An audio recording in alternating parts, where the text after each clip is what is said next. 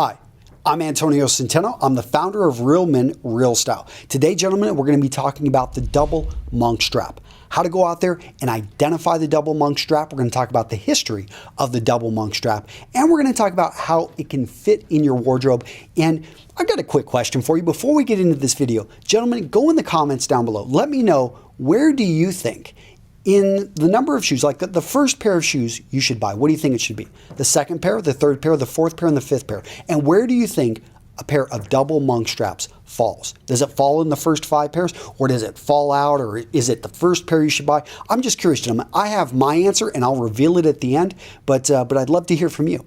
So some of you guys are wondering, okay, Antonio, you're talking about the double monk strap. What about just the regular monk strap?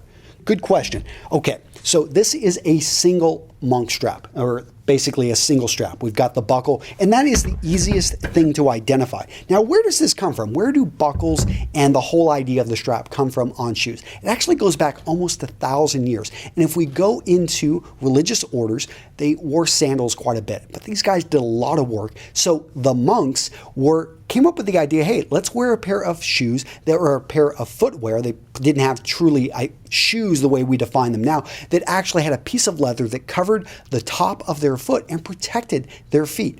And this was the origin of the monk strap. It was held with a strap at the time, and we've seen these things go in and out of style over time. In fact, if you go to the inauguration of George Washington, he actually had buckles on his shoes that had a little bit of a diamond encrust. It's interesting because, you know, within like 30 or 40 years later, we had a very big shift in terms of men's style, and people weren't, you know, wearing buckles with diamonds on them like George Washington was.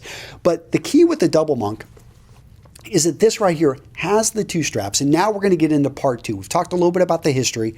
Let's talk about the features. The key identifier is going to be the buckle. This should undo, but one thing that on most modern designs is this isn't actually what holds it. There's going to be a little bit of an elastic in here, which is going to make it much more comfortable whenever you're wearing this. The other features, a heel. All monk straps are going to have, modern interpretations are going to have a heel. And with that, you're going to see these come in a wide variety of different uppers. So this one right here is a simple plain leather, but you'll see cap toes. You're going to see these in suede. You'll see them with a bit of broguing on them as well. The design, you're also going to see boots come as monk straps. So that's common. When it comes to formality, between the single and the double, the single is going to be a little bit more formal.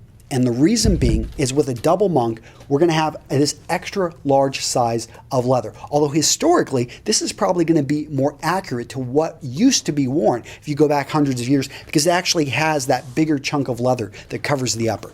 So we've talked about the history. We've talked about some of the features. Where is this going to fit in your wardrobe? So hopefully you guys have gone down below and you've kind of put down what number you think this is going to fit into your wardrobe. In my opinion, this is the number 3, or could be the number 3 shoe that you go out there and purchase when you're building an interchangeable wardrobe. And I'm going to say that, you could go back and forth. You could say, no, I'm going to have a nice pair of chukkas. That's going to be my number 3. I understand. But one thing I really love about the double monk strap is where it falls in level of formality. It is not as formal as my number 1 choice, which is going to be a classic pair of Oxfords. These have a closed lacing system, and these you can wear with, if they were in black and well polished, with a black tie or with any suit to an interview. With this one right here, you'll be able to, which would be my number 2, which is a derby, which has the open lace system. This right here is going to be the number 2 pair of shoes I'm going to think a man should have in his wardrobe. But the number 3, all of a sudden, you can start bringing in a wide variety. Why I like the double monk strap, and it could be 3, 4, 5, any of those I think is going to be fine, is if you travel, this is a beautiful shoe to be able to slip on, slip off. It's incredibly versatile. So you can wear this with a casual suit. Now, you're probably not going to want to wear this in an interview, but you could get away with it. You're probably going to want to wear this more with sports jackets, odd trousers, so gray flannels are a great option. But you can dress this down, especially the double monk. You could wear this with a pair of dark colored jeans and a sweater. So what does that tell you if you're a traveler and in terms of where it fits in your wardrobe? It's incredibly versatile, and you can pack lighter. So something like this is a great travel shoe. I'm a big fan of the monk strap. Now, go check out the article, guys. I'm going to link to it down below.